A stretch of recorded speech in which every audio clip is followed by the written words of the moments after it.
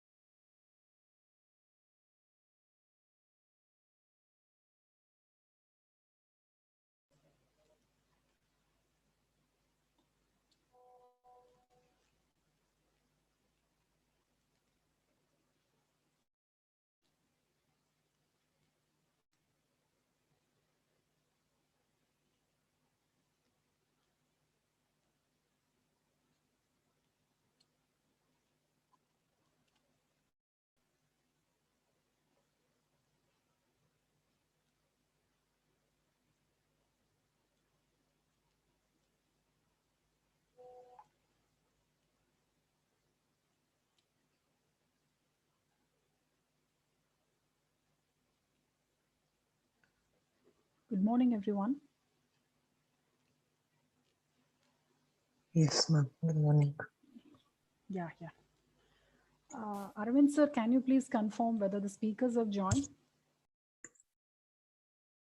Yes, ma'am. I think Sudipta, ma'am, she has joined.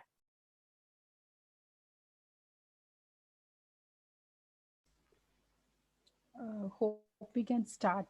Netra, Yes, ma'am. I have made her a co-host. She can. Yeah, and first speaker is Mr. Chalam sir. Can you please find out whether sir has joined? Yes. Yes, ma'am. Even he has And joined. please make him co-host also. Yes. Done, ma'am. Yeah, yeah. Netra, ma'am, you can start, ma'am. Yes, Shada ma'am. Thank you so much.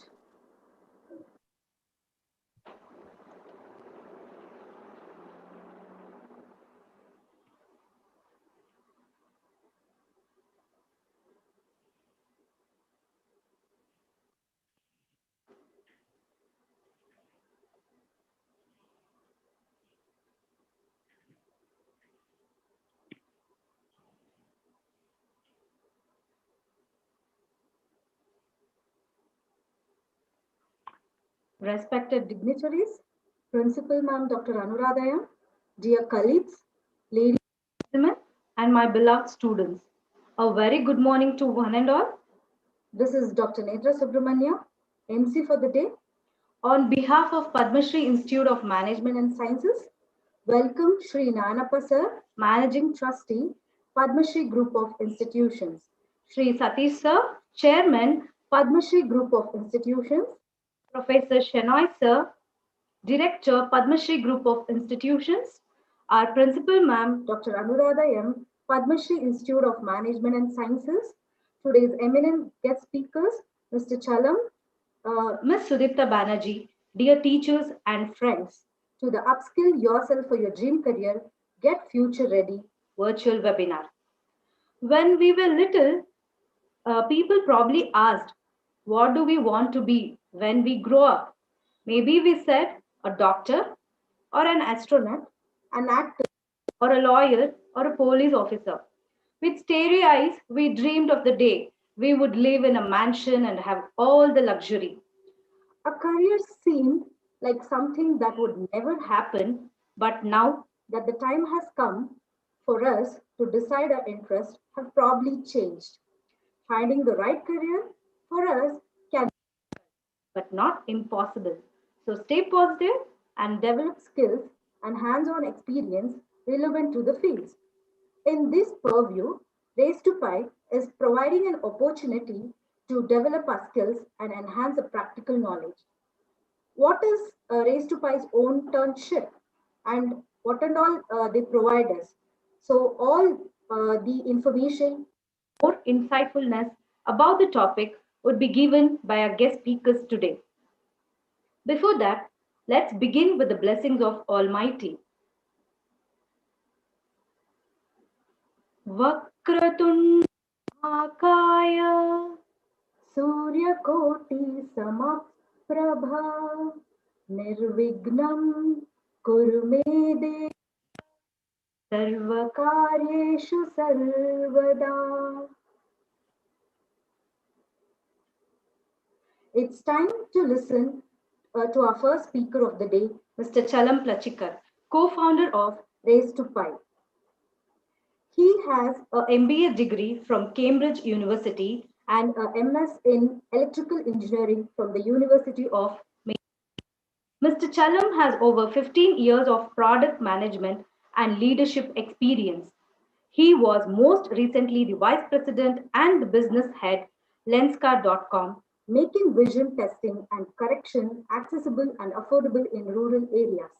Previously, he has served as COO of Sikshana Foundation and as head of product for Amazon's digital commerce system. It's a privilege to have you with you, sir. I request you to address the gathering. Over to you now. Okay, great. Thank you. Really appreciate everyone coming together on Saturday morning. Really appreciate that. Thank you. All right. Looks like people are still joining, which is pretty amazing. Okay, hold on. All right. Great. So I thought that maybe as we start out. So first of all, thanks. Sarita, are you also able to see the folks who are joining? Yes. Do you think you might be able to admit? Just for a moment. I can't. The people. You can't? Here. Okay, hold on. Let me. Okay, yeah, I can. I am admitted. Okay. Yep. You go ahead. Yeah, great. Thank you. Yeah, so first of all, thank you for taking time, everyone. And we really do appreciate the opportunity to interact, engage with everyone here. And thank you, Dr. Subramaniam, for a great introduction. Certainly sets us up for an interesting conversation today. But before we begin and get quite serious, because I think one of the leadership principles at Race to Pi is to make things fun and to keep things interesting and engaging. So it will be, I think, fun and interesting for everyone if we make this a bit more interactive. So I think you all have access to the chat window. I think you're all able to put in messages into the chat window, right? We can see that people have already been messaging, so which is great. So we thought maybe we start this whole session with a bit of an exercise. Yeah.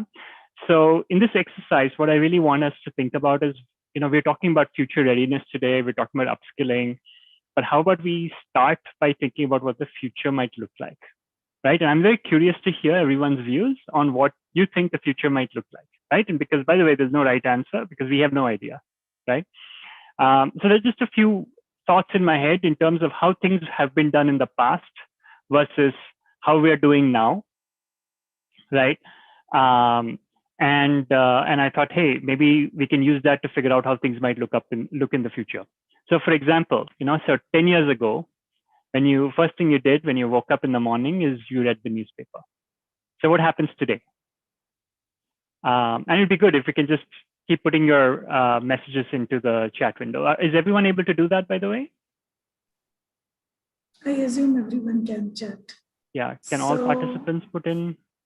Yes, people Yeah, have started. great, perfect, thank you. Yeah, so today you're searching for news online. So you previously used to read the newspaper, now you search online, you read the phone, totally. Yeah, absolutely. So what do you think will happen tomorrow? What do you think will happen in the future? So you used to read the newspaper, now you're reading the phone. Alexa will read it out. Sure, why not? Alexa can already read it out, by the way. That is present. Let's talk about future. Yes. Let's get your wild imaginations out. Yes. What do you think might happen in the future? Robotic world, yeah, but what will happen? What happens in this robotic world? Now it looks like nobody needs to read the newspaper. Yes. You will get Bluetooth device attached with our body itself. Okay. All right. Yes, robots may rule us and you might not need the news. I think that's all very good point, but you have to know what your robot overlords want you to do. Neuralink, yeah, absolutely. You might just get it in real time. Sure, that's also a possibility. Okay, great. I think there's some very interesting things, right? Demographics might change, so I think there's some very interesting patterns here. Previously, it used to have, if you look at newspapers also, it is not just about the difference between print and phone, right? Previously, you had a single point, like your established news media would tell you what is important to look at, right? Now you have so many different outlets, all of which are presenting the news, right? And you can decide what all you want to subscribe to. So that's also been a change. So it's not just that your format of reading has changed, but also there has been greater democratization, right? And in the future, you might see even more of that, right? So that's an example, right? So it doesn't always have to only be about the technology, but even about how humans interact with technology and how they interact with each other using the technologies. All of this is changing, right? Let's talk some more. Let's take a different example. So, I don't even think any of you has probably seen this, but when I was growing up, and when I was very young, actually, we actually used to take rice to a local mill, and they used to grind up the rice, and that's how you actually got rice flour, right? I bet none of you has even seen anything like this. It wouldn't surprise me at all. And now you just buy rice in packages, right? Oh, you still do that. Look at that. Oh, look at that. Someone's still doing that. That's amazing. Yeah. That's pretty cool. So now what do you think will happen in the future? So today you buy rice in packets. What do you think you might have happen in the future?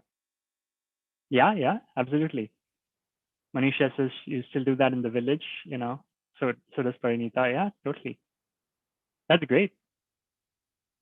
Packaged meals, yeah. Packaged meals is becoming a pattern, right? So now previously it used to be about rice. Now it's about packaged meals.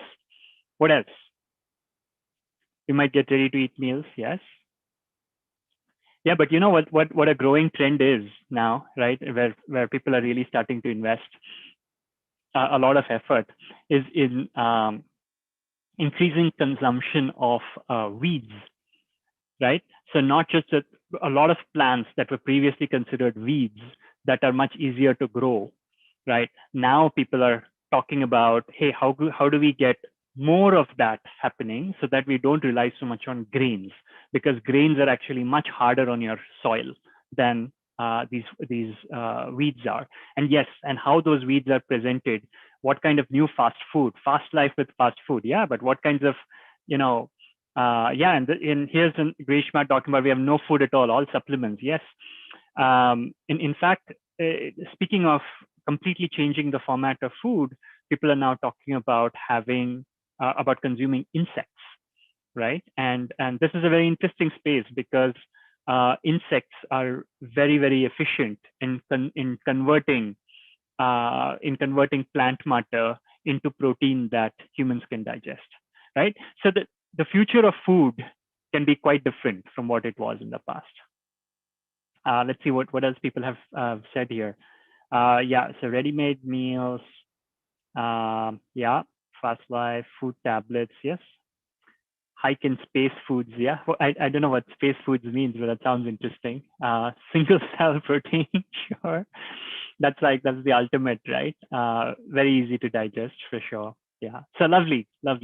So lots of great ideas there. Um, hopefully that will not come to bear, Shalini, where you have Shalini Tilkar, where you have more adulterated food with no nutrients. I do think that will be a very difficult kind of world to live in. But let's talk about something else. So I think this is one other example of how the future of what we eat can look very different, right? I want to take something completely different. Let's talk about healthcare, right? Previously, stitches were the only option to close a wound, right?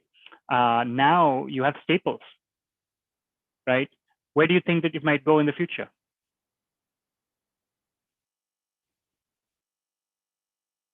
Nanomedicines, yeah, very interesting, totally.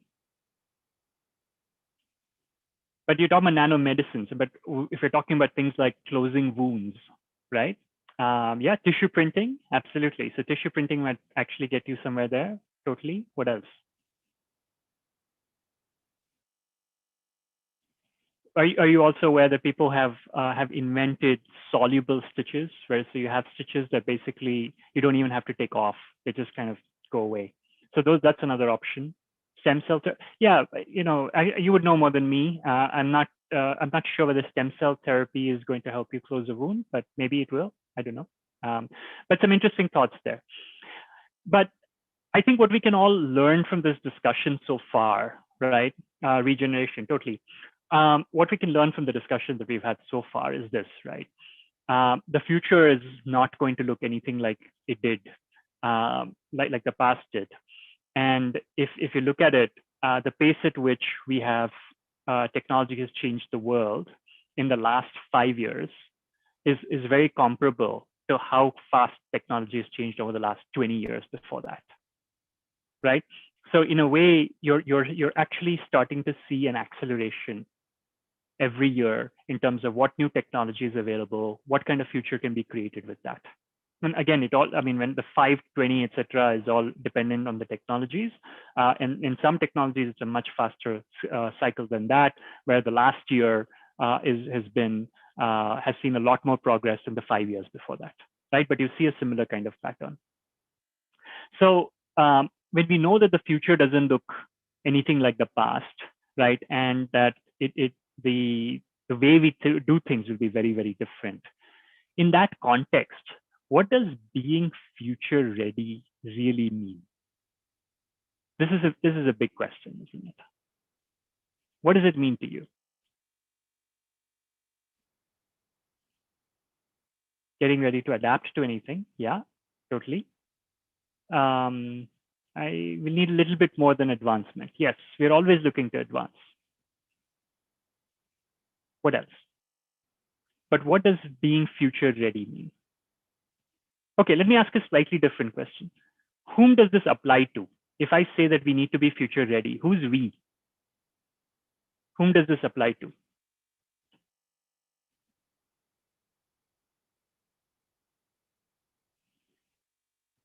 Sure, youth. Interesting. Yeah, youth question mark. Yeah, sure. Future citizens. Sure. Using innovation according to our principles like daily needs for function. Yeah, so this is about being future ready. Sure. So I have a slightly different view on this, or a very different view on this. I think being future ready is going to be a lifelong effort for you. This is not something you do once when you're young and it's over, right? If you think about it, you have so many leaders of your educational institution here, today. Think about the big challenge that they faced in the last 2 years, right? They had to suddenly gear up and become ready for this new future. And you were benefited directly from their efforts, right? But they were the ones who had to put in the effort and help and get themselves future ready for the future that was in front of them, right? So future readiness is something that's going to be a lifelong exercise. Yeah. So getting future ready is not something you do once. You're doing it repeatedly. So, and what is upskilling? And so if you look at it in the same way, upskilling also fits in exactly the same way. So I think the first step is we have to say, what does the future look like? What kind of skills do we need to be ready for this future? And then we can ask ourselves, how am I going to upskill myself to prepare for this future? So this is a thought process. Becoming future ready, right? And getting upskilled it starts with a thought process, right? You have to be able to understand, you have to actually break down the problem in front of you. You have to say, okay, the future looks really uncertain. So which part of it should I focus on? The future looks extremely challenging. Which part of this, so if I take something like climate change, I would say climate change is coming. We know it is. It's a massive challenge, right? Which part of that should I focus on? Which part of it should I build a future in? This discussion is something that we need to have with ourselves, right? And as we have this discussion with ourselves, that allows us to take steps to then say, okay, what are the skills that are then missing and how can I upskill myself? And there are many, many ways in which you can upskill yourself. Sudipta, later on, will talk a little bit more with you about hard skills versus soft skills. And again, the way you upskill in each one of these is a little different. Of course, in this world, it's, you have so many options now on how to upskill yourself in terms of hard skills. Like you're saying, people have been talking about using technology, whether you're talking about technology, whether you're talking, and that includes the biological, the life sciences, right? This knowledge, a certain amount of knowledge is available on, in more and more ways now for you, right? Previously, if you look at it 1 generation ago, right, there were more limited set of options. Now you have a lot more options, right? Including online resources. So you have those options for hard skills, but now what can you do about soft skills? Those, we will have some discussion around that. But the more fundamental point I want you to keep in mind is that becoming future ready is fundamentally about being able to analyze the future and understand what skills you need and work back from that to build your future. So this is another question that I ask people every now and then. How many futures are there? Is there one future?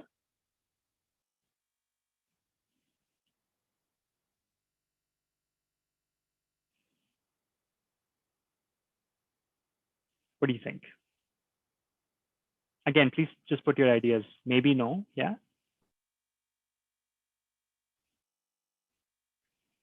Infinity, yeah, right? There's so many different possibilities in the future, yeah? The point is that when you are building a future, how many futures are you building though? When you are building a future, how many futures are you building?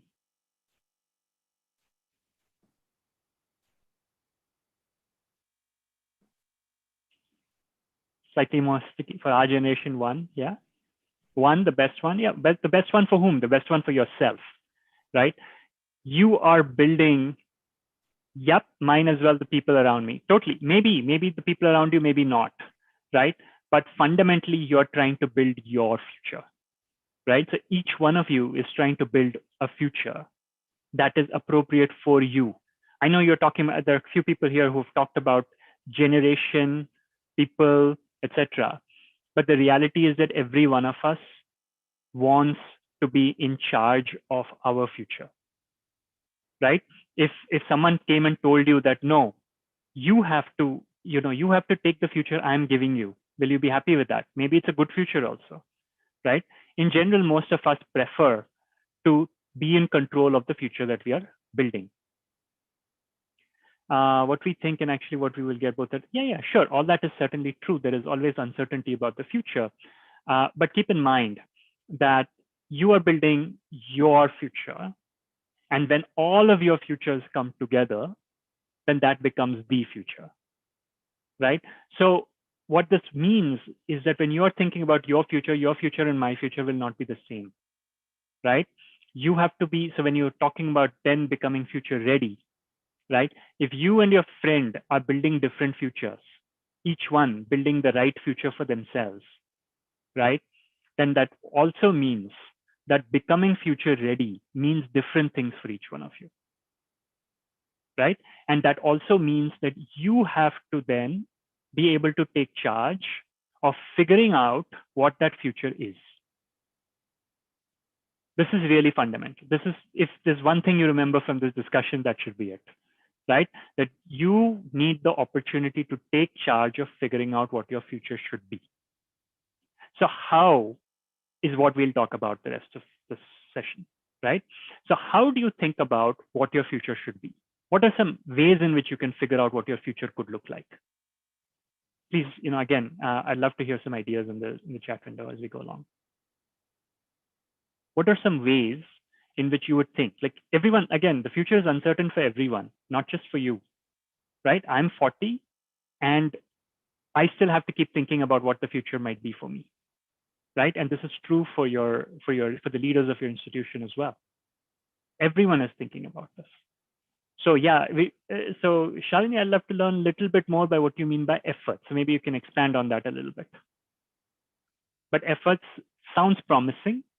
I think that's one of the areas for sure. What are the other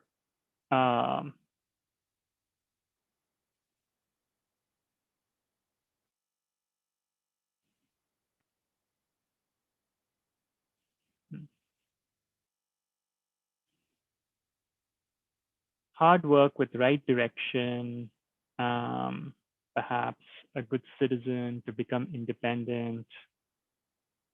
Okay, no, but I think my question is a bit more simple than that.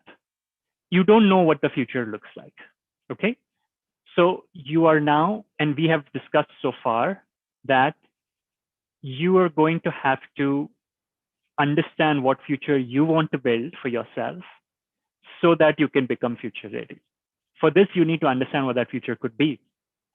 So what is it to you? How will you find out what the future could be like? Find out our goal, someone says. So Sri Gauri, yeah. But how will you find out your goal? Actually, that's part of what I'm asking you. Passion for a better life, yeah, sure. But how do you find out when you don't have information? In general, when you don't have information, when you don't have full understanding, that's a great question. So, so Grishma says trial and error. That's a very interesting thought. And we will come back to that. Trial and error is likely to be very powerful. Our thoughts, yeah, sure. So analyzing, yeah, I'll just paraphrase a little bit. Analyzing your thoughts, identifying strengths at what you're good at. Very nice, very nice, yeah. So analyzing yourself, analyzing what's happening. I love this, so Dr. Subramania says, how about create your own future? Absolutely, yes. And we'll talk more about that, but you also have to make a choice on what you want to create. So how do you think about what you want to create? Learn from the past. Great point here, Shruti. So how do you learn from the past? Is it just your past, right? So that brings us to the very first one, right? Very, very quick first thing that you can reach for is talking to people, right? You can talk to people who've already been there, who've already done that, right? And they might have said, so your seniors, your parents, your uncles, aunts, your college professors, your school management, etc., right? These are all people who have gone on their journeys and they all have some experiences to share, right?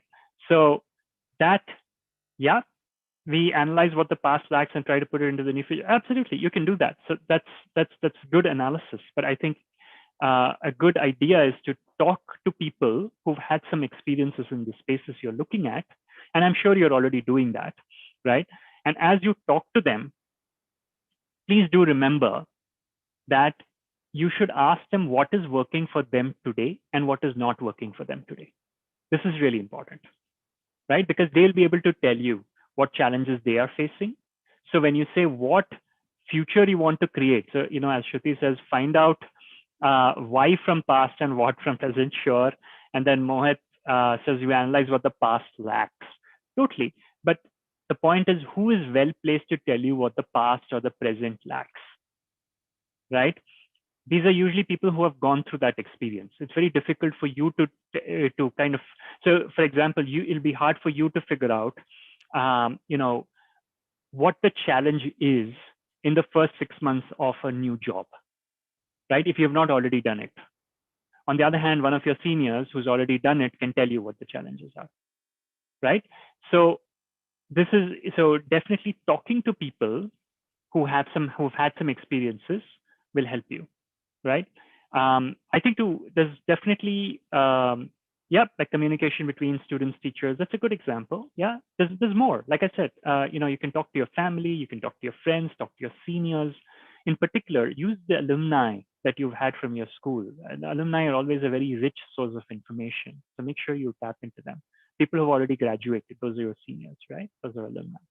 So that's all good sources. And I think, as you rightfully said, the another piece is to so as Bush, sorry, I'm not sure if I'm saying your name right, Bushra, who said I got my goal from my father. So yes, absolutely. So it's a good one. I mean, I think you should be a bit careful about phrasing it the way you phrased it, because I think while it's very good to get a starting point from your father, in the end, your life is yours to live. Your future is yours to live, and you have to take responsibility for your future.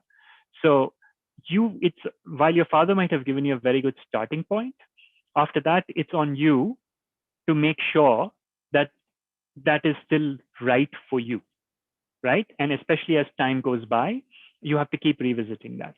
Yeah. Okay. So that's all talking to people. Analyzing is another one that people pointed out very well. I think that's absolutely true. Analyze what you're good at, analyze what the world wants, analyze what you're passionate about. Absolutely. So analyzing these things is another very good way to find out what the future could look like or what kind of future you want to create. The other piece is, of course, don't forget about reading. Reading about others' perspectives. This is a very rich source of information. And now with all the material available online, when I say read, I don't just mean read. I also mean this might be watching some YouTube videos that are related to your field, or consuming some other podcast. Now you have Clubhouse, so maybe attending some of the Clubhouse sessions, or reading blogs. All of these are great sources of content that might help you understand what the state of challenges are in various fields, right? But all this will give you some good introduction, might give you some good preparation. But I think there is one thing that you need in addition to all this, which is direct real world experience of your own, right? Because whatever else anyone else shares, end of the day, all of that is only a support. The real thing, the real deal is the real world experience that you build for yourself. Yeah. So those are the 4 things that we covered, right? I'll just summarize again. We said talk to people, right? Then we said read, consume media. We talked about analyze. And then the last bit is have the real world experience. Now, especially when people talk about analyzing, I want you to do that analysis very carefully, because analysis makes sense when you have data. When you don't have data, then your analysis is incomplete, always, right? And you will always have incomplete data, but you can always do the analysis, but make sure you're adding more and more data. And the data can come from talking to people, reading, consuming media, and most importantly, your own real world experience. Yeah, cool. So what do we mean when we talk about real world experience? What does raised to pi mean, and what do I mean personally, right? For me, there are 3 criteria when we say that you're looking for real world experience. Criteria number 1 is that you must have a real audience to work for, right? So in other words, if you're doing a project, now a lot of times people say I worked on a real world challenge. So a real world challenge might be, how do I make sure that we deliver meals to people who are in COVID-stricken communities? Let's say this is a real world. This is a very real world challenge, right? Now, if you did the analysis of how this is to be done, and then you submitted it for a class project, right? But it didn't go forward from there. Is that a real world project? It's a real world challenge, but is that a real world project? I think we can all agree on that, right? So what is the difference, right? Because in both cases, it's the same challenge. In one case, this person took this, did not, and just submitted an analysis to the school or analysis to the college. In another case, the person took it forward and actually delivered meals, right? The difference is in between these two things is that in the second case, you actually have a real world audience, people who care about the outcome of your project, right? And this is one example, but there can be other examples. So for example, let's say you're doing research. I believe that I did notice that you have folks in the pure sciences in your school as well. So maybe some of you are considering careers in research. Now, who is your audience in that case? Yes, people who might potentially be reviewing your papers in the future, right? Your research publications in the future, right? But you're talking about peers like that. You're talking about people in institutions, right? You're talking about people whose lives you might change, right? Those are your real world audience, right? But in particular, it becomes the people who are doing the peer-reviewed journals because particularly in research, peer-reviewed publications are super critical, right? So that becomes your audience and you have to make sure you deliver for that audience, right? So in that context, it really doesn't matter. Let's say your professor tells you you've done a really awesome job in this paper, but the paper is not getting selected for publication. Then it doesn't help you, right? Now the professor is, with all due respect, is sharing their guess, right? But it's not their responsibility in the end to get that paper published. It's your responsibility. If you're trying to get a job, it's the same thing. So it's like, question is, who's your audience, right? In say, if it's a customer, then how do you make sure that that customer's need is satisfied? It's not enough to look at whether you got enough marks for your project, right? So that's the difference between a real world project and an academic project, right? Hopefully everyone's clear on this. That's one key difference. The second key difference is the opportunity to iterate. Iteration is super critical, and that is both an opportunity and a challenge in real world projects. So what is the challenge? I'll start with that. The challenge is that what is happening in iteration is you take your project, you build something, you show it to your audience, okay? The audience says, no, I don't like this, I don't like that, right? So when you come out of this, it is a very challenging experience because you've just created something, you present it to someone, and now they don't like it. So it feels very disappointing, right? Now you have to pick yourself up again and try again and make changes to your product, make changes to whatever you have created, and take it back to your audience and say, does this work? And then the audience might say, yes, it works, or they might say, no. Then again, you have to go through that same cycle of being disappointed, but then picking yourself up again, getting it right, and then taking it back to the audience, right? So the challenge is in picking yourself up from failures and disappointments on the way, right? But there's also an opportunity, because if you look at an academic project, usually more often than not, you start with an idea, you build it, you present it, and then you get marks or you don't get marks, right? So it's a very straight shot experience. But then the point is that if the teacher did not like your idea or the professor doesn't think your idea works, okay, then you don't get good marks for it, right? Whereas for an audience, it actually becomes relevant, right? They can tell you. In the end, everyone in the school is able to guide you and give you their best guess.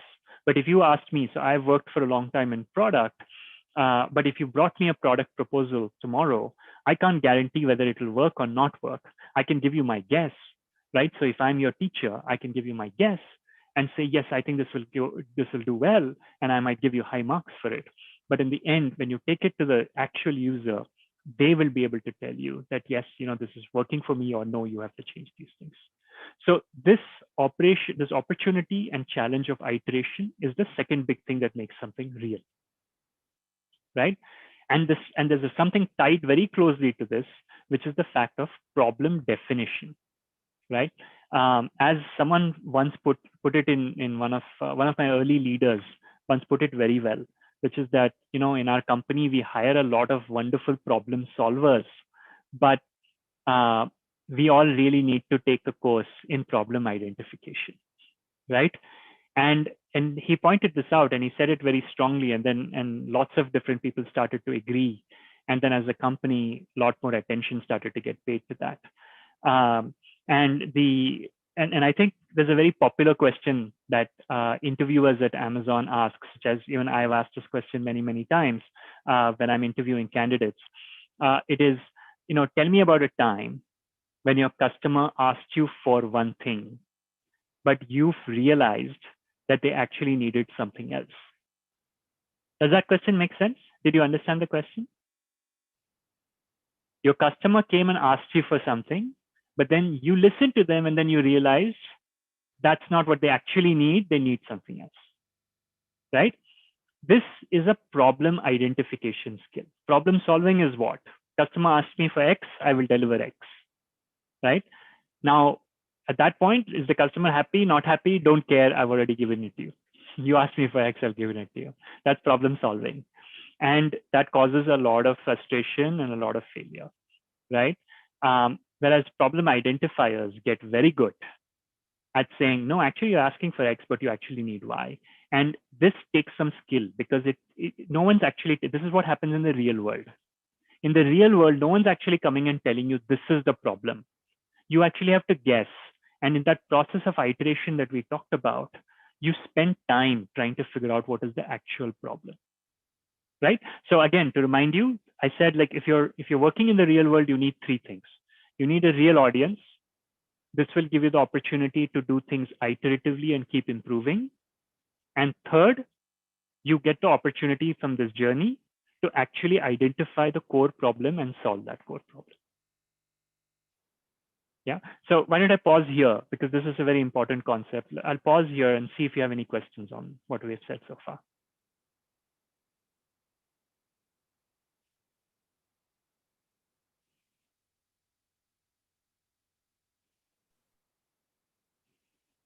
Any questions that you might have about whatever we have discussed so far, please feel free to ask it here before we proceed further so that we can, clear your doubts. And keep in mind, this can be something that, it is also, you might be thinking about how this works for your life, but, you might have observed something, you can even share an experience, totally fine.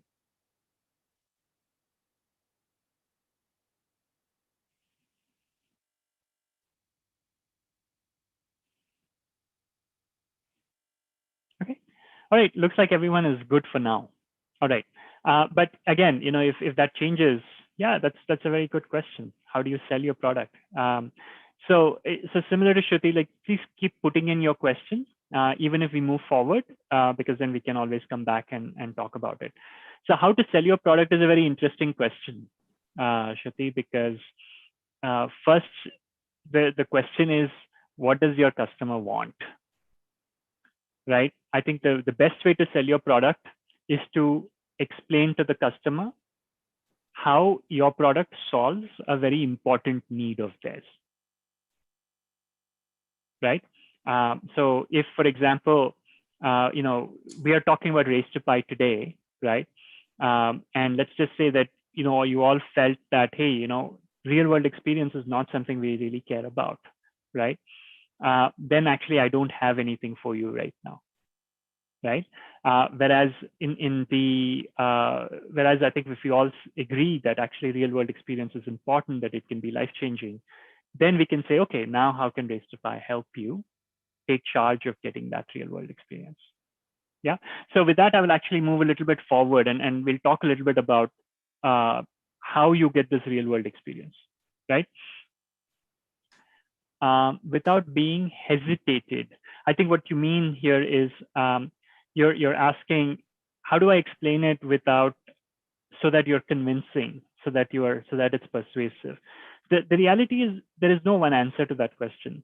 It's the most important skill you need in working with your customer is in listening, in understanding what they want, right? And as someone pointed out earlier, there is some amount of trial and error also, right? So you can try doing things one way. If it doesn't work, try it again a different way. Yeah, and it will take lots of failure, right? You don't expect going in the one of the biggest mistakes you can make is walking in and saying, I have this one person and I have to sell it to that one person, right? And if I don't manage to sell it, then then I'm going to be extremely disappointed and close shop. That's not the way to do it, right? If you look at shopkeepers also, they don't succeed in every sale. If you look at the most successful salespeople, they're not able to close every sale. That's not how it works, right? But you have to understand each customer and then come back and explain how it's relevant to them, right? And that can be a process.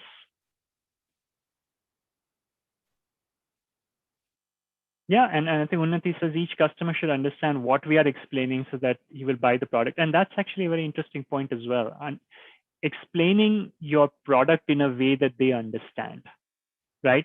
This is a matter of getting your words right, which is if you explain things, in a language that this person doesn't understand, obviously it will not make sense to them, right?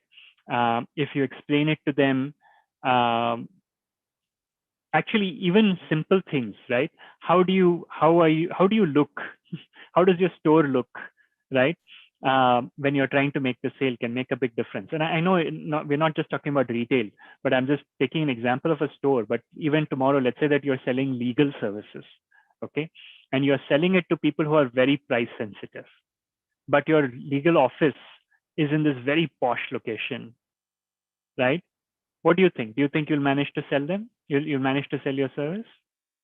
I don't think so, because people will not even come to you, right? Because if people are very price sensitive, they'll say, oh, if the office is in this very posh location, then they will be unaffordable.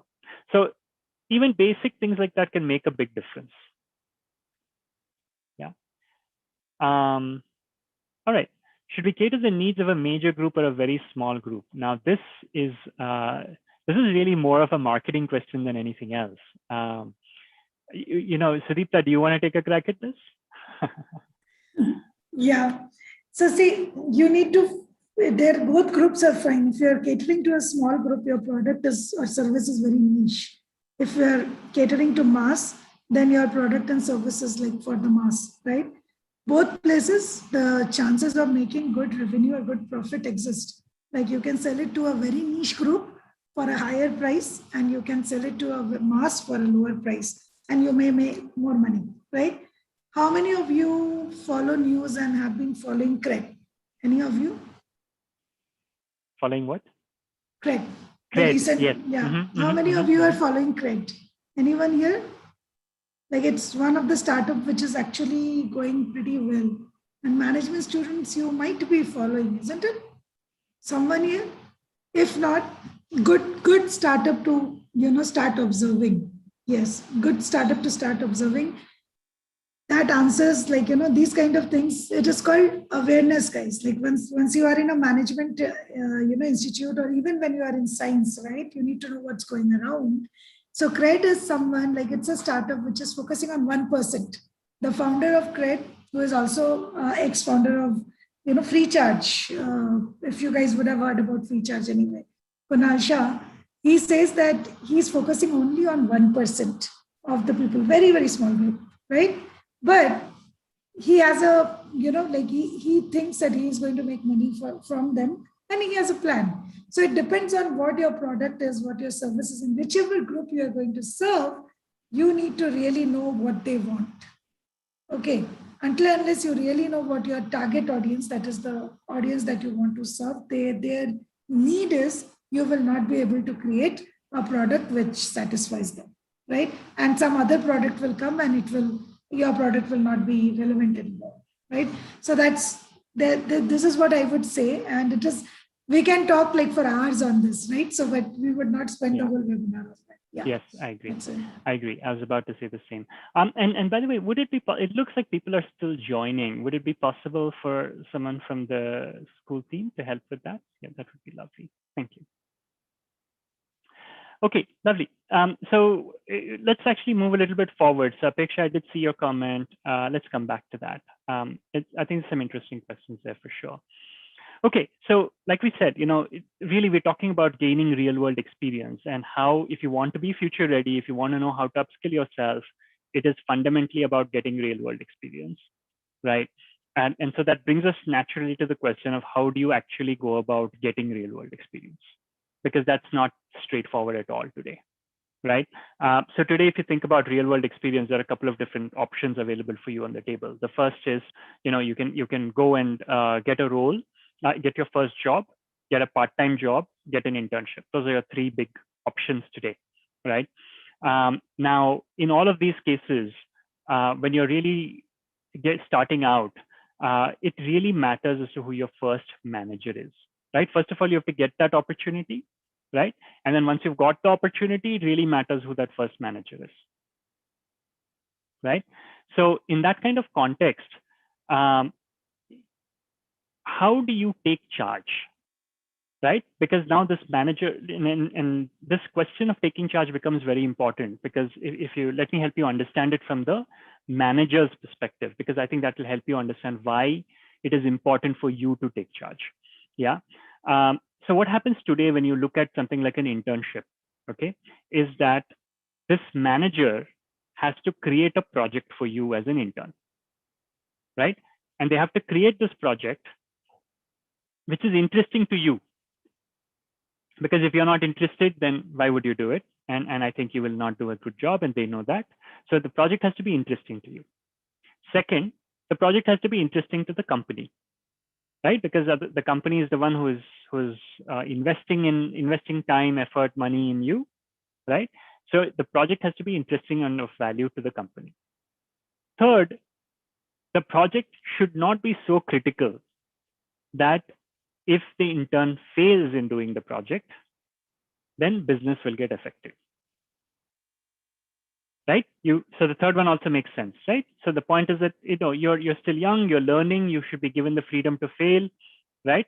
So as you kind of look into that, the manager also knows you're likely to fail, right? And because of that, they have to make sure they don't give you a project that is mission critical for them, right? So this is actually this is a creative task.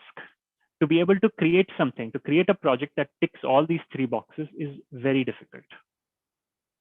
On top of this, right, the manager also has to break down your project into smaller pieces, because they know that you're just starting and they know you won't be able to take on so much.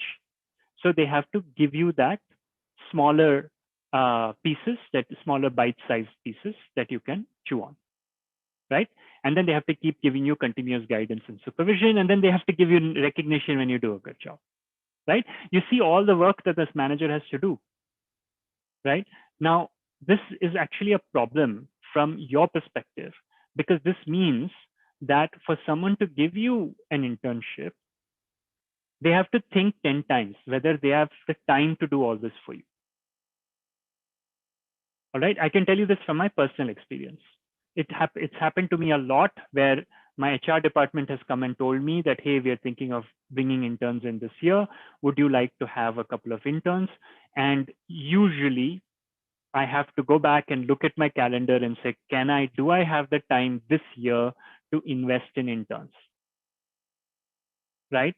And then that's what it is. And it's usually, it's a selfless job that I have to do, because usually when I'm working with the intern, it is something that is distracting for me from the core business priorities.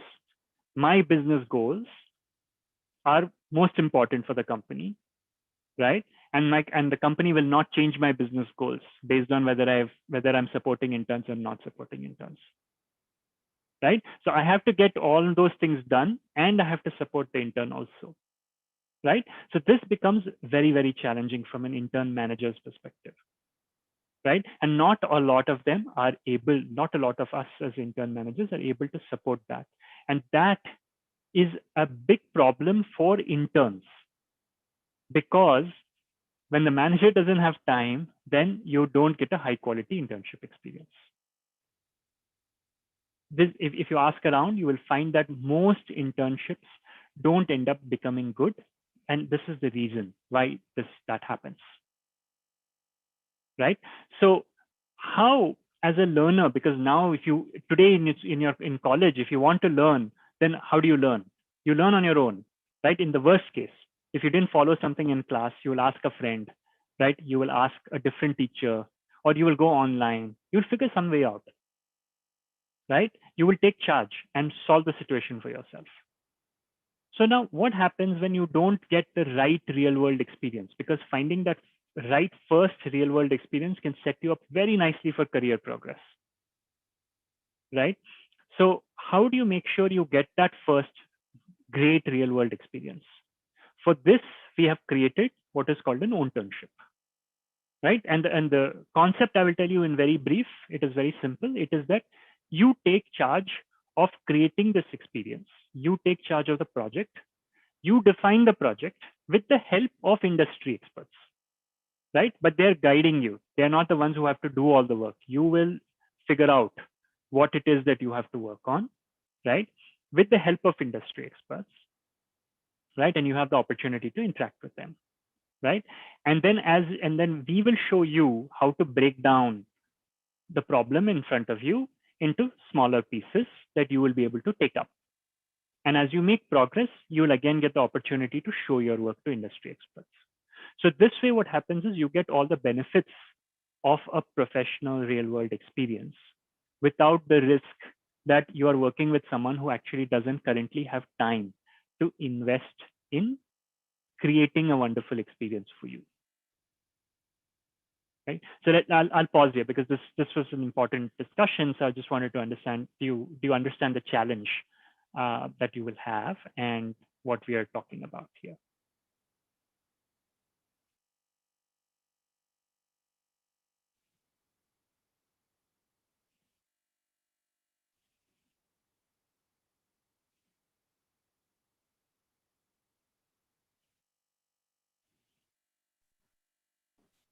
Okay.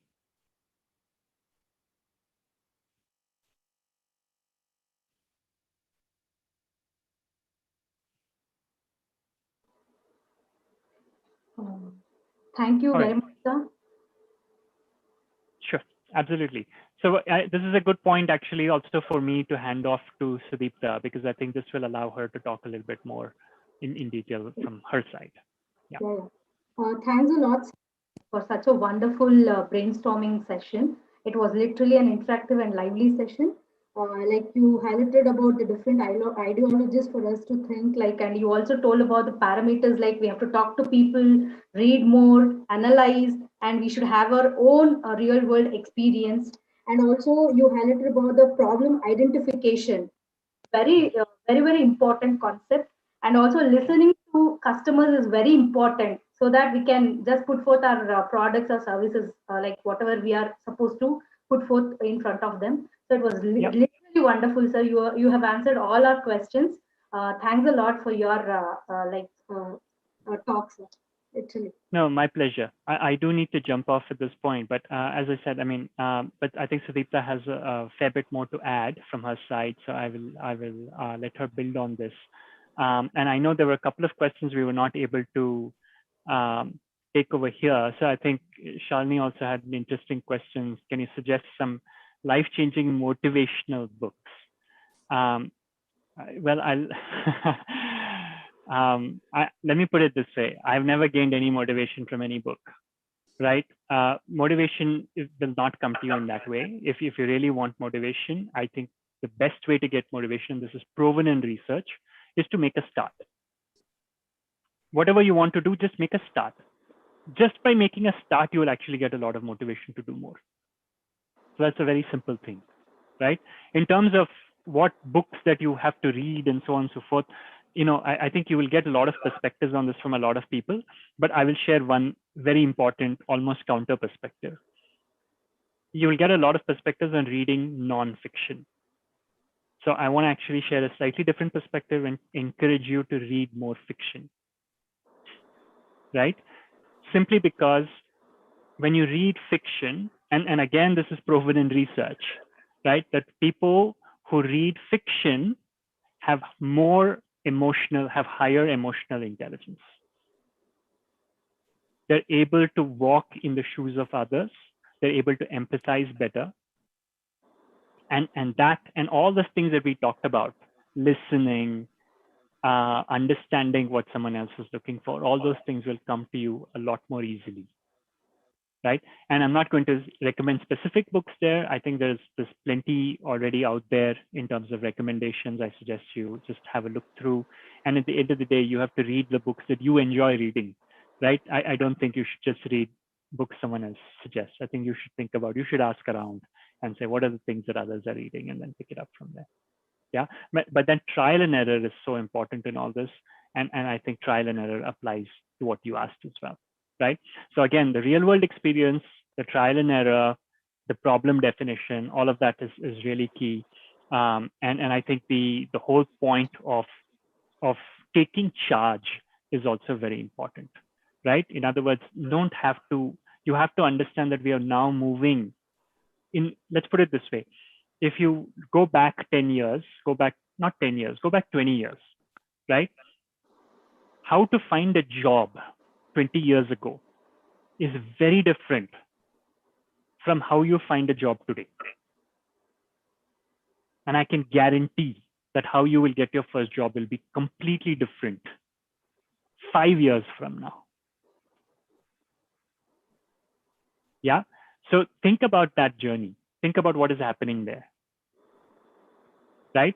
And the big difference that is happening is that more opportunities are becoming available, but also people are creating more opportunities. People are taking charge. And I think if you can start looking at the different options, and raise to apply is one option, right? But look at the different options for how you can take charge of getting your real world experience, of starting your career, right?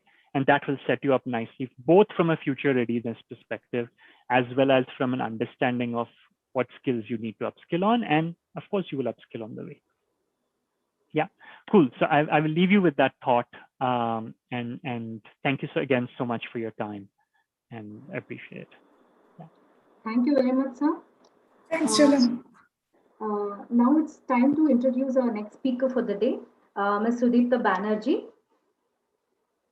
She has an MBA degree from Nasi Institute of Management and Studies and a degree in classical dance. She was the only Indian to participate and get felicitated in United Nations 60th anniversary celebrations. She has years of experience in leadership of youth development programs, most recently as Director of Partnerships for Sikshana Foundation. She scaled their girl empowerment program across Karnataka.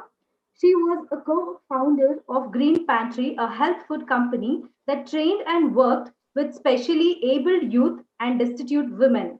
She has been a leader at Kingfisher Airlines USA, Indo-American Arts Council, United Nations Youth Development Program, and CRY America.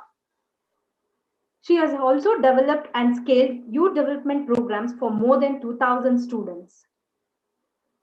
Ma'am, on behalf of Padma Shri Institute of Management and Sciences, a hearty welcome to you. Over to you now. Thank you. Thanks a lot, Dr. Subramania. And a very good morning. We are still in the morning, and I will try to keep it short and finish it before the noon kicks in and you guys start feeling sleepy. I know that happens. So with that, let's start. So a quick question to all the participants. And Unnati, I see a very interesting comment from you that as we will work on project and day by day we complete it very perfectly, we can get motivated to work more on other projects and startup can get to next level. Very true. And I will add more to that. Thanks for bringing this up. Okay. So now coming to this one. One quick question to participants, and I want to see some new names, some new people also commenting, but all the ones who have been commenting, please continue. That keeps us motivated. How many of you have a goal in your life already, and you know this is the goal you are working towards? Yes, no. You have a goal? Yes. You don't have a goal? No.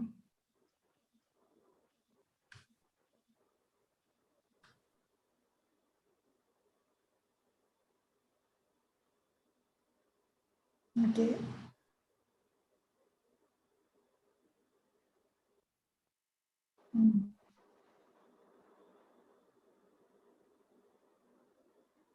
I like that confidence, Maruti. Of course, yes. Great. Okay. it's good to see so many yes, okay? And this is wonderful. And that was expected. If there would have been no's, I would have been a little disappointed. Not too much. It's okay to have a no. So if someone has not decided what their goal is, please don't worry about it. You still have a lot and lot of time. I know 40-year-old, my age, 42-year-old, who still don't know what they want to do in life, okay? So please don't even feel bad about not having. But the ones that already have it, can I see a sum of your goals coming in? What your goal is? Like, some of them. Like, just like if you're comfortable, please share what your goal is.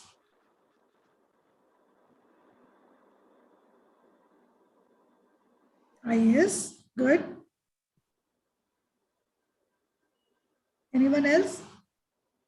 Pilot, Army officer. Bushra, I love it. We need more and more lady pilots. Army officer, being an entrepreneur. Oh, yes, great. Apeksha, entrepreneur. Good to see so many entrepreneurs. Research, amazing. We need some good research work in all fields. Okay, it's good to see multiple, different kind of goals. Now, everything that you are writing here, entrepreneur, great. Start Unnati Creations. Great, good to know Unnati. Citation, amazing. Research.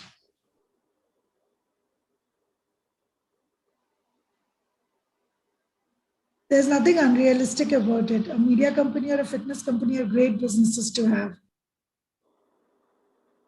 Food research and development, amazing.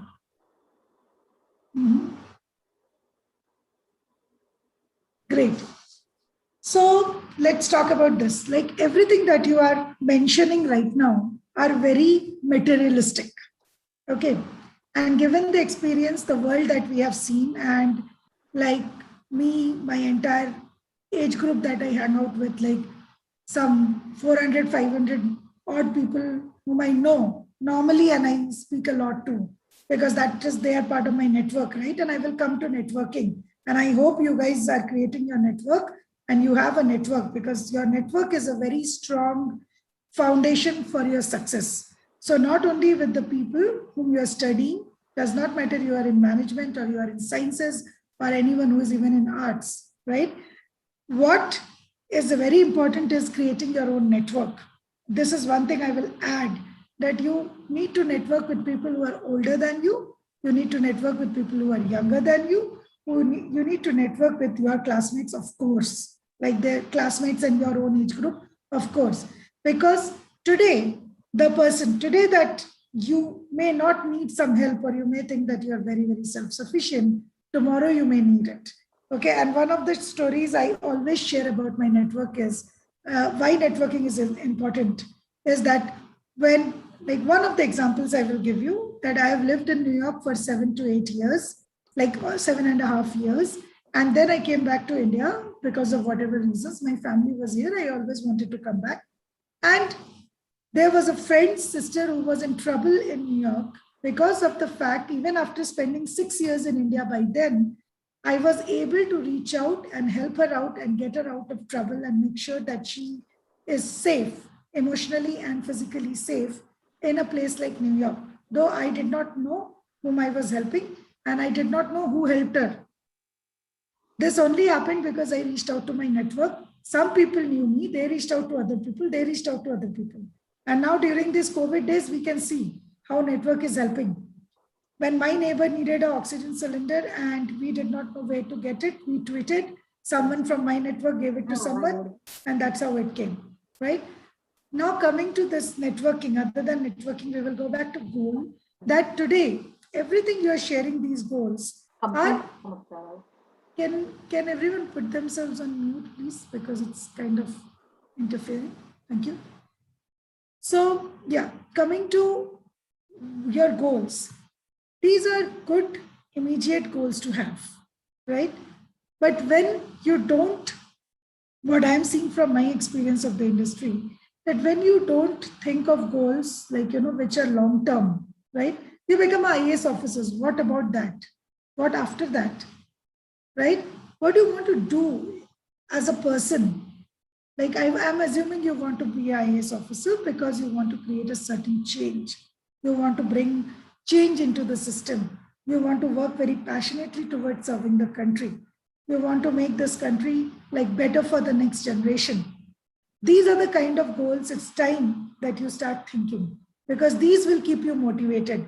Motivational books won't motivate you. Okay. And I have read, when I was your age, I was also into motivational books. And after seeing lots of motivational videos and motivational books, what I've realized, all of them somewhere talk about one same thing: goal setting, and not materialistic goal setting. Rather, goal setting about like finding a purpose in your life. What do you want to work for?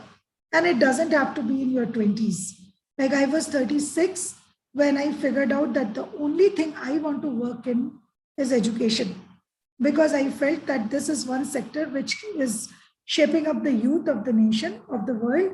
And this is one place where lots and lots of people with grit, with drive, with intelligence, and with experience need to come and work together to make youth of tomorrow better. It took me that much time. Like I was 36 when I said no, only education and nothing else. And then obviously, rest is history. I kept working only towards education. Now, how did I get there? After getting a lot of real world experience. Okay, I started my career as a salesperson when I was maybe younger than you or your age. I was 18. Because of issues at home, like financial issues at home, I started my career very early. So I was studying and I was working. I had a full-time job and I was studying in evening college. Now coming to that was a real world exposure which I got for 3 years from age of 18 to 20. The amount of learning that I learned during those 3 years, well, from real world exposure, no business school, like MBA taught me a lot of hard skills, but no one gave me those soft skills that I gained from that job. And what were those soft skills that I'm talking about that I got from a real world exposure?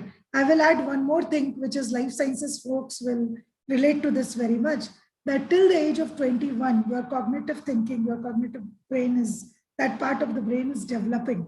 If someone thinks I'm wrong, please correct me here.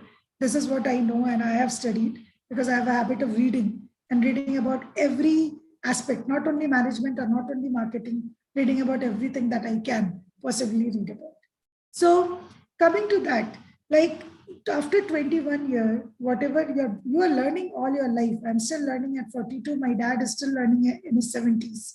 But after 21, it kind of, the capability of taking new things goes down. So your best time to learn, thank you, Madhulika, is till 21, right? Whether it is hard skills or soft skills. Now you are getting a lot of hard skills, like your professors, your institutes are doing wonderful job in giving you those hard skills. Like what are hard skills? I think all of you would know, but I will just reinforce once. Your hard skills are like your ability of developing a program, whether it is programming, or your ability of, knowing the theoretical concepts of management, knowing the theoretical concepts, and they are important, right? You need to know them. That is hard skills. Ability to speak multiple languages is hard skills. Okay. Your career success depends on a combination of both hard and soft skills, especially if you are aiming to work in a global environment and we don't have a choice. We all need to work in a global environment. Even when I was in Chalam, we were together, we worked in Shikshana Foundation, both of us were together there. It was global. Like all the corporates we were working with, like the decisions were being made in US. So we had to deal with people in US, get on calls in evenings and nights, and make sure that we are able to convince them about what Shikshana does, and Shikshana does a wonderful job. That's a different story. So if you have a good product or a good service, selling is not that difficult, and you understand what your customer wants. But what I want to come back to is that the soft skills that I learned from that job, I'm still using everywhere. And what are those soft skills which I learned before the age of 21? Because I was in that learning age, right? It was communication skills. It was critical thinking, analyzing, right? It was creativity, thinking out of the box. in our generation, your generation is different. The way we were raised, we were not asked to question. We were not encouraged when we questioned. Okay. We were always say, don't ask so many questions. Do what you are being told to do.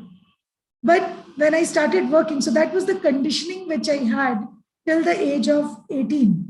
Suddenly, when I started working, I figured out that no, thinking out of the box, asking questions is needed in your life to figure out what you want to do next, right? If I don't ask questions, I will not understand most of the things that are happening around me. As a salesperson, I had two choices. Keep doing the sales process, following the sales process, and management students would relate to it, which has been laid in front of you. And that's okay. The other part was, how do I make sure that I get more incentives, right? How do I make sure that I perform better? And what was my goal then? And goals change in your life. My goal then that time was getting more and more business for the jewelry store I was working for. And why so? Because being an 18-year-old, they gave me an opportunity to work for them. Whereas there were other people much more educated than me who were there for that job. But I got the opportunity. So they did a favor to me. So I had a goal that I would help them as much as possible. I would pay back, right? Now, I did not have, my goal could have been, I want more incentive. But that is not thinking big. My goal was, I want them to succeed. And if they succeed, I will get more incentive. That will happen. So when I started thinking that how can I make the sales process of the store better? How can I add new things to it?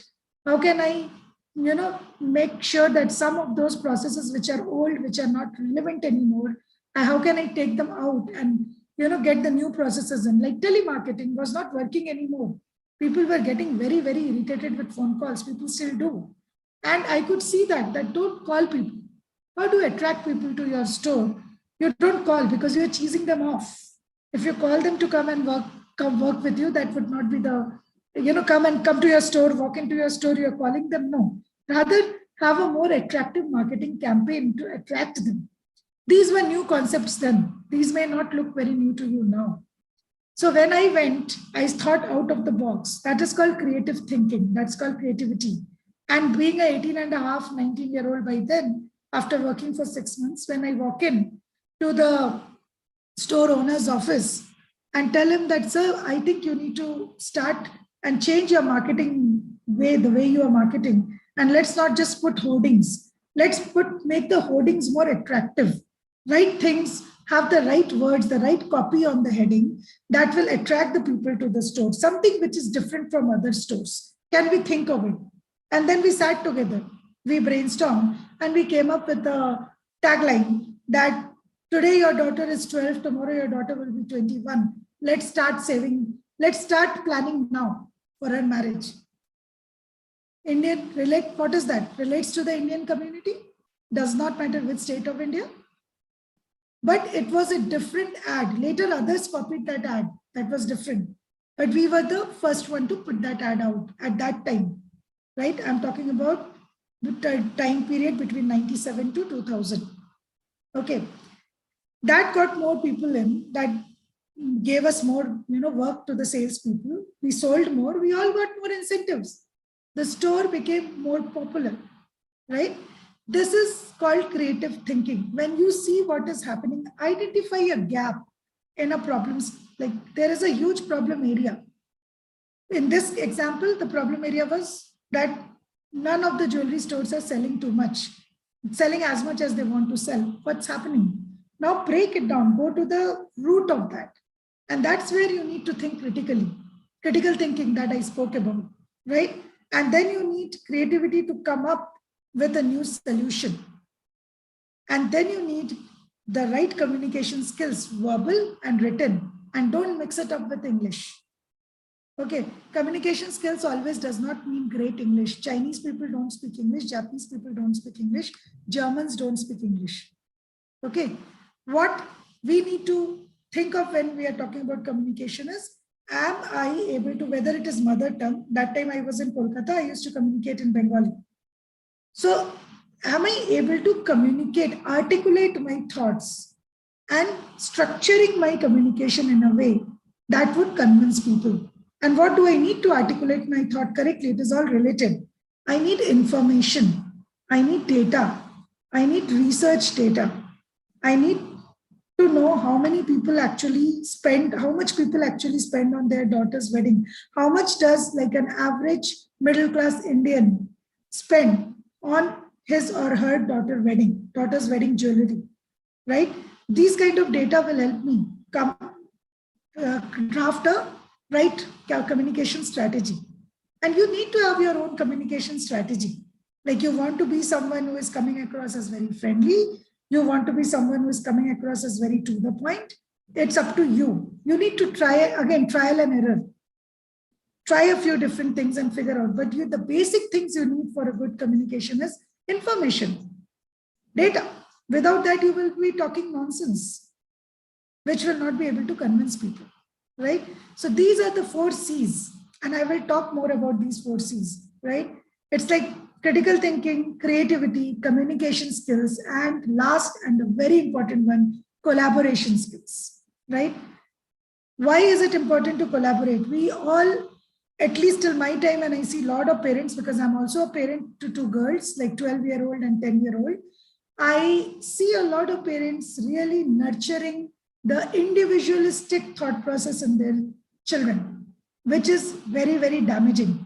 I can't go and change them, but I can work with the students to tell them that individualistic thought process will not take you anywhere.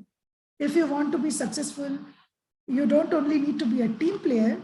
In team player, what happens? The team is finishing their task. The manager has given a task to everyone. You are finishing. But if you become someone who can listen to others, good listening skill, it's very, very rare. But this is part of, again, your communication skills and collaboration skills both. If you listen to your team members, and instead of rubbishing their ideas, if you take their ideas and start collaborating, means start building on the idea. Okay, this part of your idea is great. How about we take this and build this? It's like building blocks, Lego blocks. You create a whole design out of Lego blocks, right? It's like that.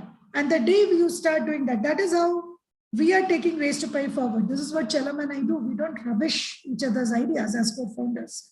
If one comes with an idea, the other tries to build on it, right? And that's called collaboration. And you will not be able to collaborate if you have a very individualistic thought process. So you need to collaborate better. You need to be someone who has actually kept the individualistic thought process aside. And there is something that I have learned in it's actually more than 15 years. Like we have not been, that 15 years of experience we have been saying for last 3 years, I think. So you say in last 18 years of my work experience or Chalam's experience, one thing we really see, and we have noticed that really works, that if you are thinking, your goal is large, if you're thinking about everyone, if you're thinking about a larger goal, you are more prone to taking everyone together and walking towards that goal collectively. And when everyone benefits, you benefit with everyone. You are part of everyone. But when we start thinking of ourselves, only ourselves, we are only benefiting. We are seeing a very short-term picture. We are missing the that vision, that the long-term vision. And then for a very short period of time, that short period could be 5 years, 10 years, we are very happy with our careers. I became the IAS officer, and then I became so proud that I started looking down on everyone else who is around me. This happens with a lot of IAS officers. I became the entrepreneur and a very successful one, and then I became so full of myself that I started looking down on every new entrepreneur. Instead of trying to help them, I'm looking down on them and discouraging them by my demotivating them. When this happens, at the end of it, right, like after 5 years, 10 years of that initial, whatever you call, like initial successful feeling, you turn out, and it is again proven by research, there is enough research on this by psychologists and psychiatrists, that people turn out to be someone who is unhappy, a very unhappy human being from within. And that unhappiness from within reflects on everything people are doing in their life. So the job performance drops, the family relationships get into trouble, everything starts, falling apart. So I think talking about goal, coming back to your goal, have larger goals. Goals about trying to figuring out, and you don't need to figure it out now, immediately. Take your time, but don't narrow your goal to just materialistic gains. This is for your own good future, because I'm not assuming, I'm sure all of you are going to grow into, like tomorrow you all, 20 years from now, 25 years from now, you all will be my age. Like you will be in your mid 40s. And when you are in your mid 40s, that is the time when, if you want to be successful and you want to be seen as a leader, these are the things that are building blocks of your leadership. So have that as your goal, right? And when you talk about that, what is that? It is just these 4 C's. Everything boils down to these 4 C's: critical thinking, creativity, communication skills, collaboration skills. Okay. I will just share, I know we have little time. I will just share a little bit more about these skills and how we help, like how Race to Pi can help you in that gaining those skills. So I'm just sharing my screen.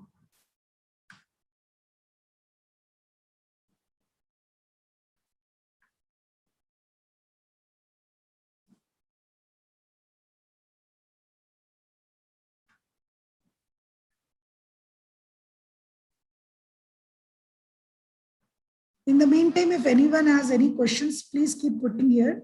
I'm open to taking questions also as I talk. I don't want this to become a lecture.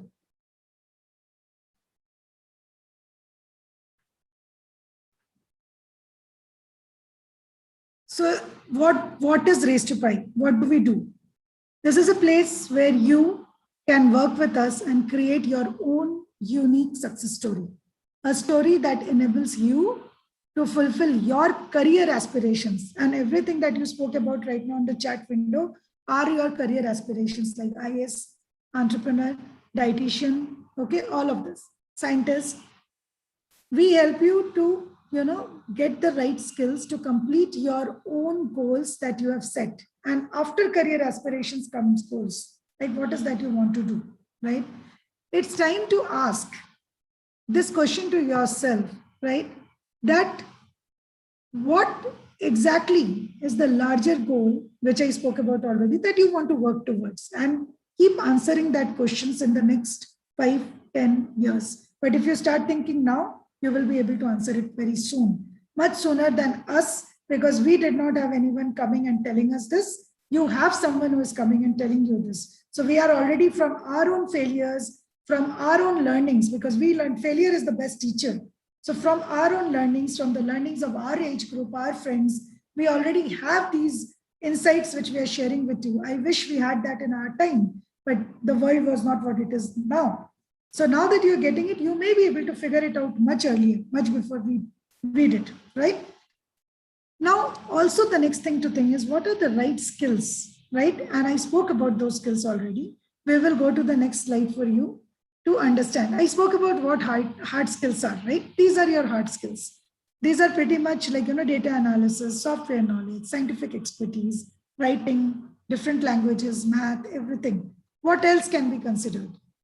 Like any technical work, any work which needs any technicality is hard skill. Okay. Like say it is plumbing or electrical work, or even if it is weaving work, right? Now going to the next 21st century skills we spoke about. And if you see everything, all the skills we spoke about comes under these 4 big headings: critical thinking, collaboration, communication, creativity. Critical thinking has all the information, interpretation, logic, reasoning, everything is under it. Collaboration has your leadership, cooperation, flexibility, everything, right? Communication, creativity, right? Now next, is this founded by Race to Pi? No. Race to Pi is just building, collaborating and building on something that has been founded by someone else, okay? Not by us, but very, very eminent people of the world were the ones who came together in 2002, right? And they formed a coalition when they came together in 2002, that they will, like, what is that skill? What is those skills that people are looking at to in their future hires? Okay, and who were these people? right? I'm telling you the National Coalition, Business Community, Education Leaders, and Policymakers of US. Here are the members of this P21, Partnership for 21st Century Skills. Here are the members. Who are the members? All the big corporates that you hear of. So this 21st century skills is not an invention by us, right? We are the ones who are trying to take it and build it in you in the right way. It is a term that has been put together by experts from these companies, Dell, Cisco, Apple, Microsoft, SAP, IBM, and it has been done in 2002. We are in 2021, right? And in my stay, during my stay from 2005 to 2011 in USA, I saw that how schools, colleges, not-for-profits, NGOs, everyone is working towards inculcating these skills as much as they are working towards inculcating hard skills in their students, right? Because they have figured it out that whether it is the US or the other Western countries, that these skills are as important for success as much as hard skills are. So it's a combination they start following from very, very young age. You can say from as young as kindergarten, right? Now coming to the next slide. How can you get the required hard skills from your college, from your school, from your specialized training, like scientific training or medical training, and from any kind of vocational training? These are all for hard skills, right? How do you get the 21st century skills? You can get the 21st century skills by only real world experience. There is no other way. I have seen people, and we have a team of psychologists and we have a team of educationists in Raspberry who have worked with us in developing this program. And they all come together to say one thing, that you cannot teach 21st century skills with worksheets. Worksheets are for hard skills. It's for math, it's for science, it's even for English. But worksheets don't teach you 21st century skills until and unless you are practically doing it. What is real world experience? Doing something practically. You will not gain these skills, right? And how do you get that experience? There are multiple ways of getting that experience. You can go for a part-time or full-time entry-level job. That is after you have finished your education. Spend the initial years of your career in learning and building yourself, and be open, guys. The first few years of your career is all about learning and all about gaining these 21st century skills when you start working in a corporate. That time, if you crave that my salary is not being increased, I'm not getting promotion, I don't have a big team to handle, that is being foolishly ambitious. We need to be realistically ambitious. It's very good to be ambitious, but being realistic is even more important than that, right? When you are young, when you join a new place, you are just learning the soft skills which are needed for a management level job, managerial level job, right? You need to have an open mind and you need to start building these skills up. So many of you who are already thinking of now going to the job market, go with this in your mind, that this will be a learning experience for you. And learning experience stays forever. Okay, I'm still learning. I learn from my kids. Okay, it never ends.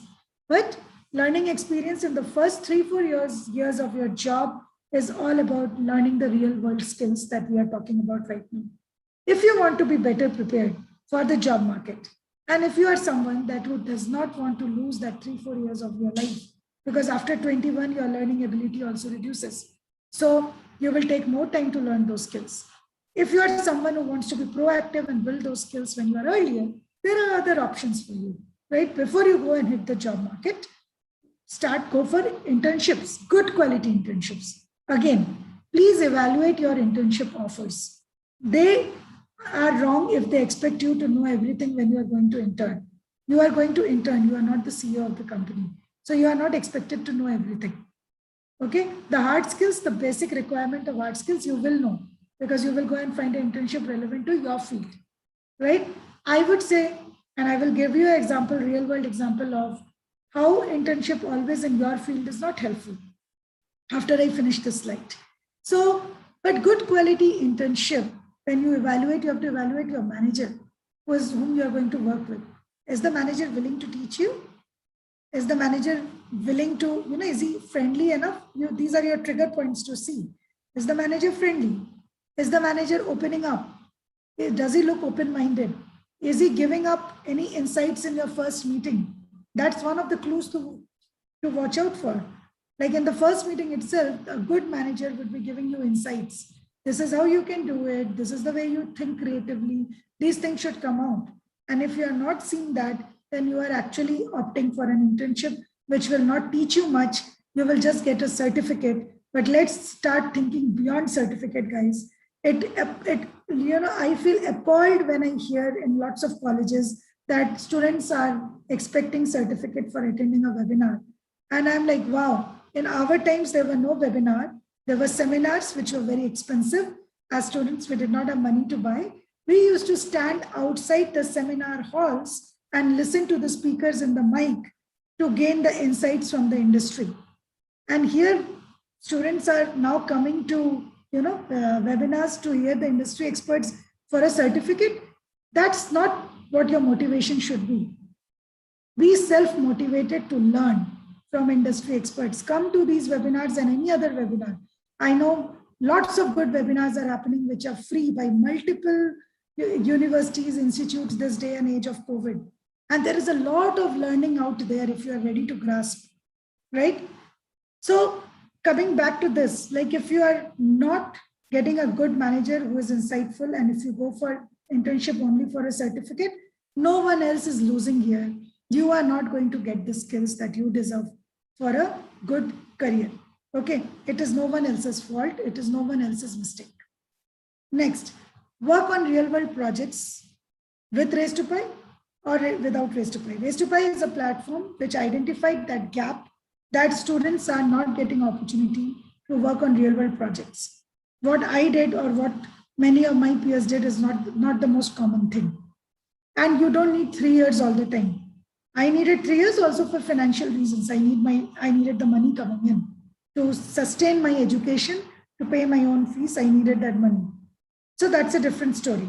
But coming here, Race to Pi has a program which is for 3 months where you can come work on real world project of your choice, your interest, with a team of your choice. We will make you meet the team, or if you want to join with your own team, your own friends, that's also thing. But we assess. We do assess everyone before taking them into the program, and we assess the teams also, the team dynamic, because everyone in the team with the same skill set should not come. Okay, team should have multiple different skill sets. Okay, so that's a different. I'm sorry, I'm admitting a few things. I just think few people. Anyway, so when you come here, you work with coaches. Our coaches are industry experts. They are from the industry. They are from IIMs. They are from the big business schools, and they also come with industry expertise. So they come and they make sure that they push you in the right way, and while keeping it fun. Our coaches do have a lot of fun even in Zoom with their students, and they make sure that you are bold, you are being bold, you are getting out of your comfort zone, and you go the distance. That is, you finish what you have taken in hand, finish the job. These are the 3 main principles we follow as a company. Be bold, make it fun, go the distance, right? Unless you are making it fun, you will not enjoy anything. Okay, so making it fun, having fun while working is very important. Now coming to what you can do with us, or if you are doing a project on your own, work on problem of your choice, meet and learn from industry experts, solve a real world problem and get recognized by industry expert, create your own professional network. I spoke about the network earlier. So in Race to Pi, you meet teams from all over the country, and we have students signing up from New York. We have students signing up from different places. So the monthly events that we do are a place for you to meet actually a global audience. We have experts who join the events from Germany, from France, from UK, from US, obviously. So it's your opportunity to build that global professional network, local and global. Local is as important as global. So don't just fall for global. And create your own success story for an outstanding resume. Why I say that? Outstanding resume is the one which gives the recruiter, the hiring manager, like a sneak peek into what kind of skills this person will come from with. The moment you show that you have done a project, which is a real world project, and you have impacted this many people, a story of impact is there in your resume, right? The moment, the way people like me who are recruiting managers, who are hiring people, or many of my friends, the way they think about it is that the person has accountability. The person has, the person is dependable. Okay, the person has worked on solving a problem, he's a critical thinker. The person has found a solution. The person is creative, right? This story automatically gives an impression. Your resume is nothing. Your resume is something which forms impression. That is the purpose of the resume.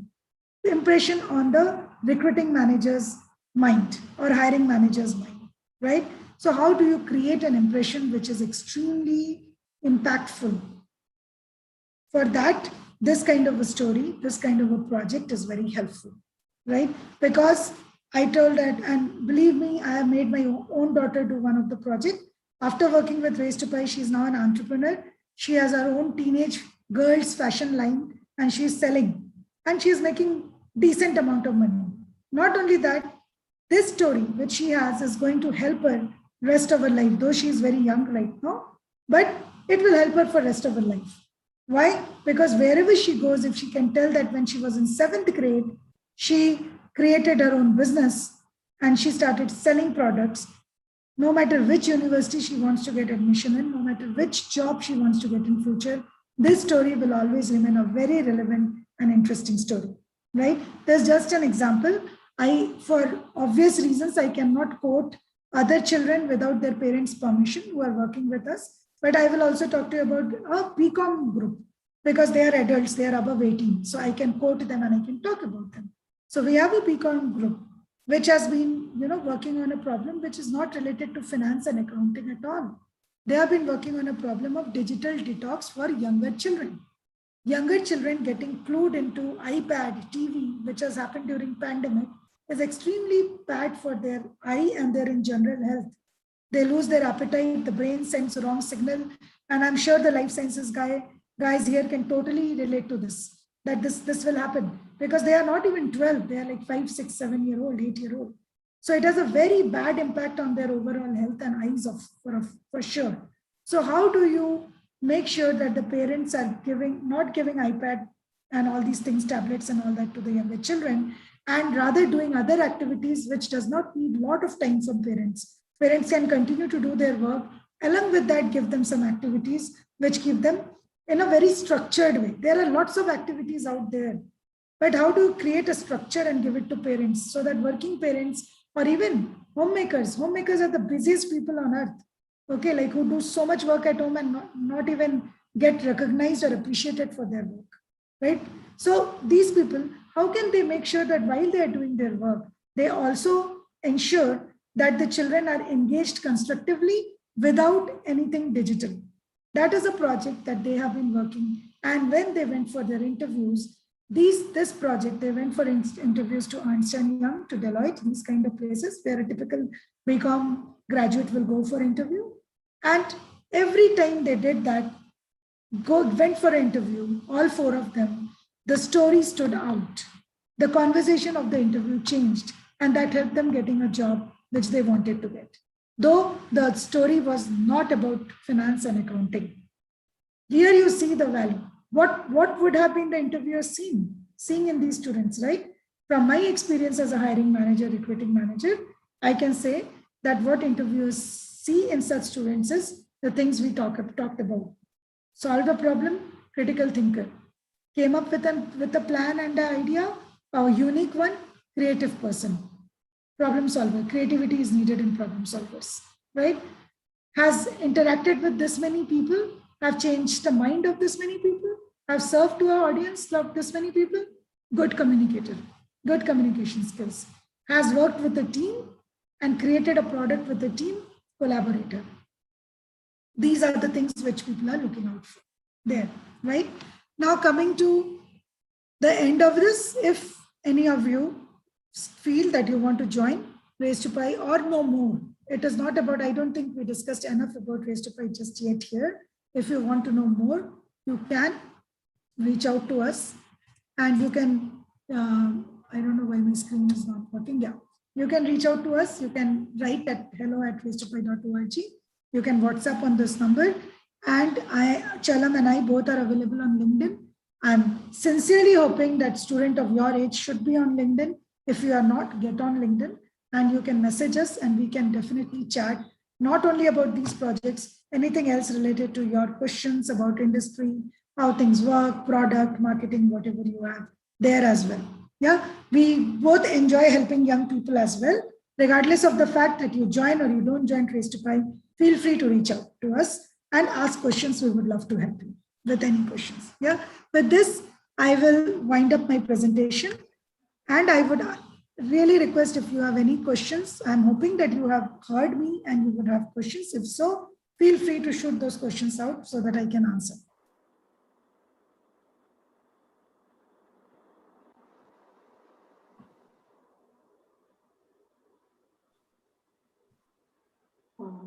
Thanks a lot, ma'am. Before getting into the question, literally it was an insightful presentation.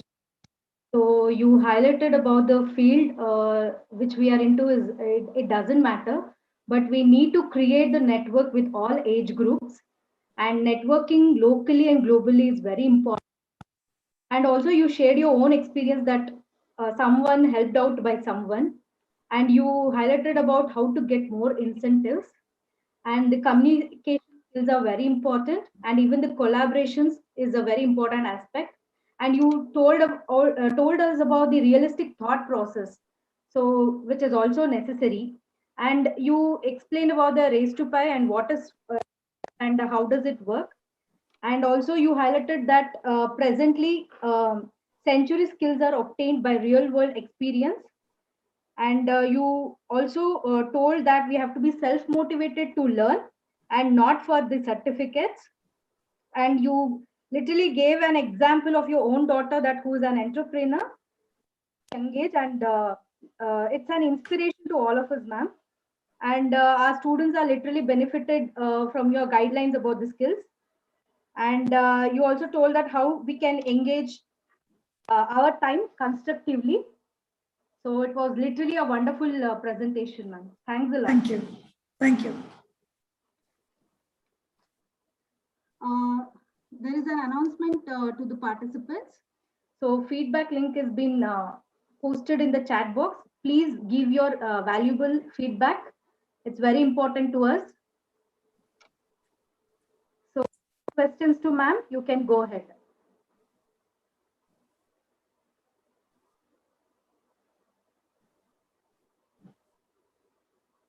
If no questions, then I will add one last bit quickly that guys, to stay motivated, focus on your social emotional learning. Something I learned very late in life after the age of 33, 34.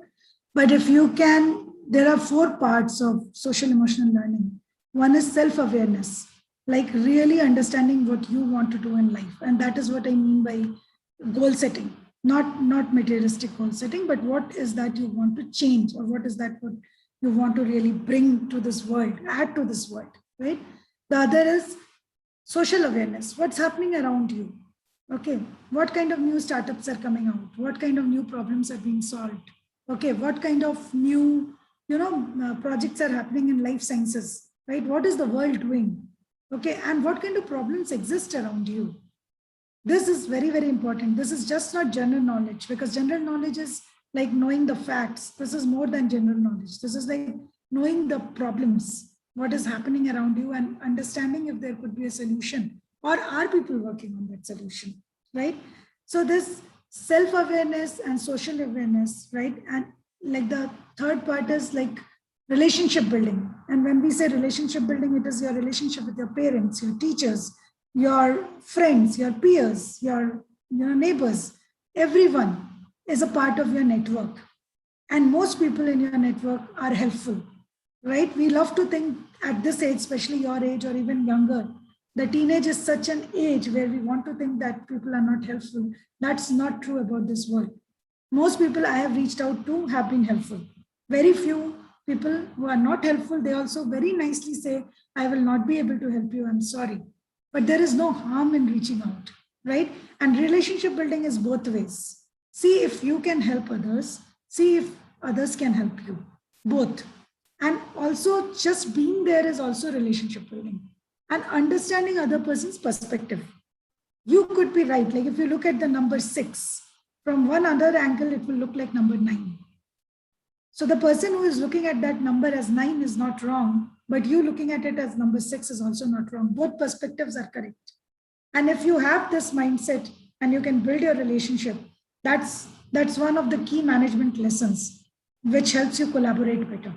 Yeah. So relationship building, these are 3. And along with that, emotional intelligence, right? Emotional intelligence is something we need to really buckle up more as a country. And I'm glad to see more and more people, experts coming in, more research happening. Emotional intelligence is very, very important. And if I start on it, I will not stop, but I would request that after this webinar, if you guys can just Google and read 4 or 5 articles on emotional intelligence and how it helps, that is going to help you a long, long way, right? With that, I will take, I think I have one question here.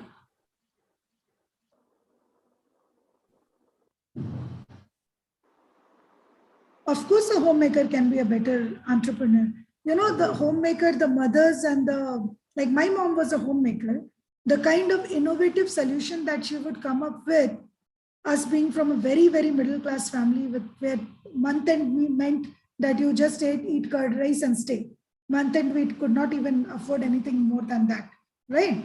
In that family, the kind of innovative solution my mom will come up with, if there is a festival in the month end, to make sure that we get some good food, like shows creative thinking.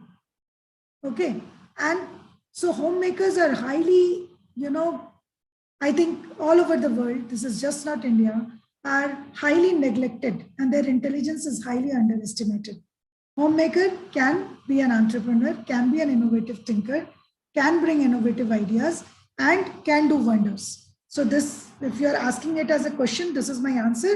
But if you're asking it, giving it as a statement, I 100% align with you. Sanjana.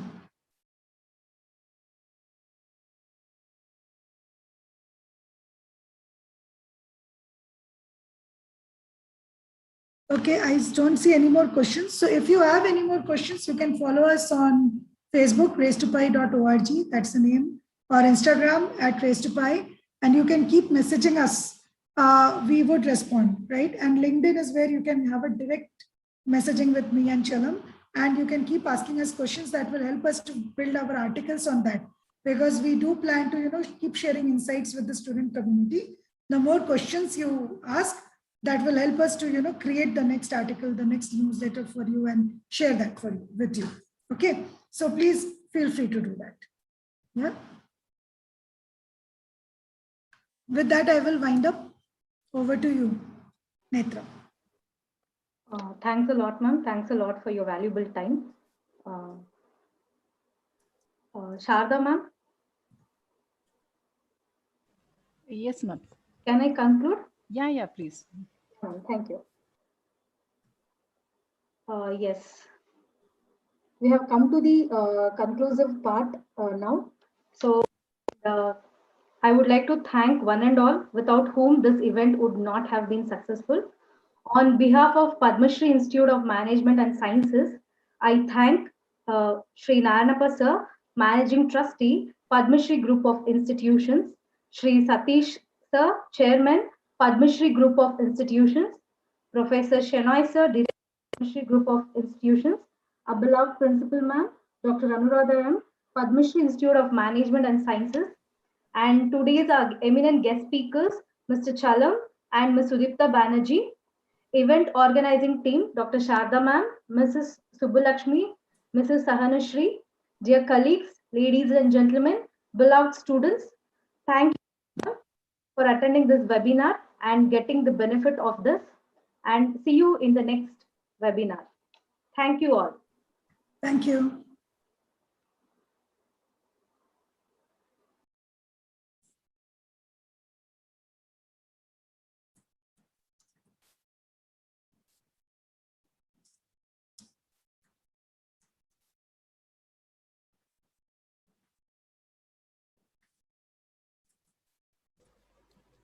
Yeah, Sahana is there. Sahana, you can end the meeting.